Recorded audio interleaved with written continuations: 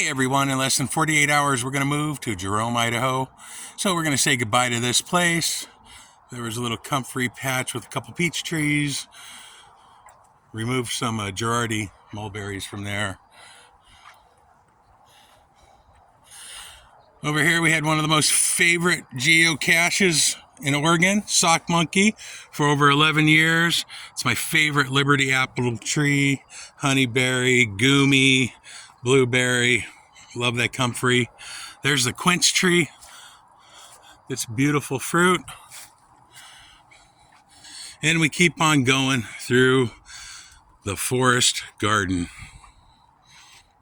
Colomer apple tree started off at 3 feet 2 years ago, pushing about 7 right now. Guava pineapple. More columers. That was a kiwi. Built this trellis for. That would have been cool to watch grow.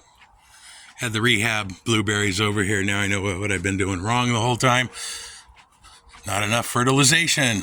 Once again, do not listen to the packages that say fertilize twice a year. You should really do it at least 4 and 5 times. Now this is a Spanish strawberry, which is very interesting that it blooms now and it'll berry in January, but yet the ones at the park don't. Fig. Over here, I referred to this as the industrial area. Our good friends are picking up the water tanks right now. Neighbor's fence. Always wish they would have replaced it after we replaced ours. It's the old duck hut. Come back here, had a little compost pile going. That's pretty awesome. We had a couple chairs in here. We'd sit out here and watch these Akiba vines grow. They get this bizarre Japanese fruit. That would have been awesome.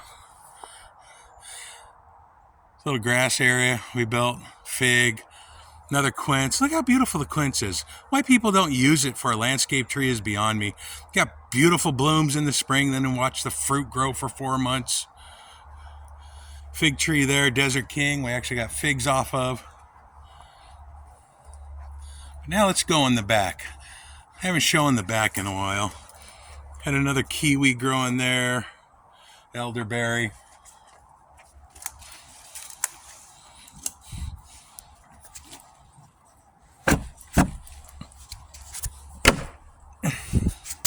I'll learn how to open up a gate. There we go.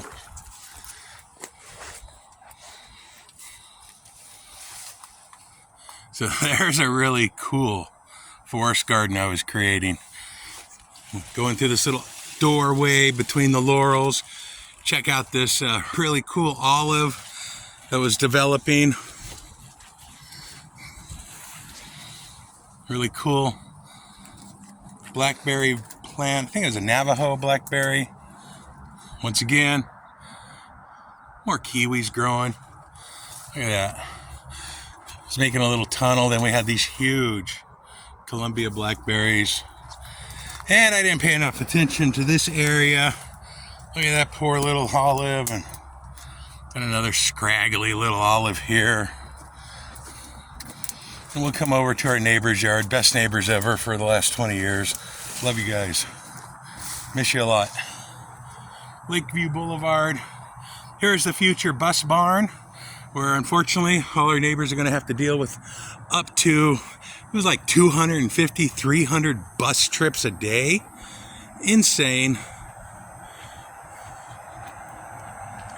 So we're walking down Lakeview. We're going to look at the back. Here's our backyard. When we first moved in, that was like 10 feet of nasty blackberries, and over 3 years I got rid of them all. I had to walk. I had no gate back here, and I had to walk all the way around the block with a trash can. So as soon as we had the opportunity to put in a new fence, I had a gate installed because I wanted to use this back area. Now back down to the backyard, and we will finish the tour.